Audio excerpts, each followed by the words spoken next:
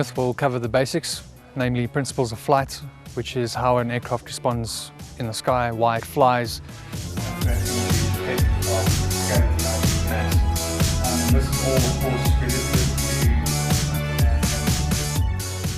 Next, we'll do meteorology, which is weather. Obviously, you need to know when you can and when you can't fly. We will be covering air law, so that we don't get into trouble when we fly the aircraft in civilian airspaces. And we will also be doing a radio telephony course. Obviously, it is important being able to speak in a manner which other pilots can understand. Echo Papa Delta, flying north at 20 knots. We will also be covering engines. We get many different kinds of engines, many different types of petrol engines, many different types of electrical engines. Part of the course is to identify how to use which engine with which airframe and go into a little bit of depth as to how they work.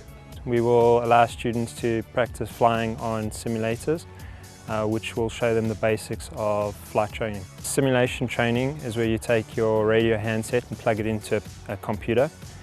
You then practice flying different scenarios and circuits on computer, which gives you a basic understanding of flying before you actually go out and practice it for real. We teach the students to do basic pre-flight checks and protocols, where we teach them to check control surfaces, throw directions, inspect engines, ensure batteries are charged.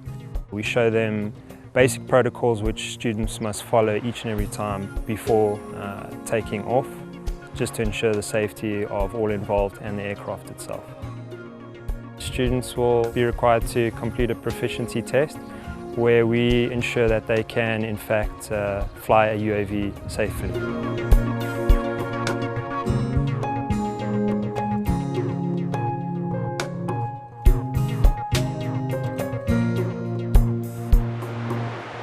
UAVs need to be fully autonomous so that when the UAV is out of line of sight of the ground controller, it can still avoid obstacles and go about completing its mission.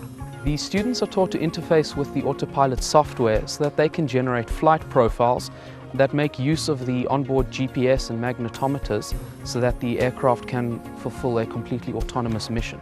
Students have to demonstrate that they can successfully complete a mission plan using the autopilot system.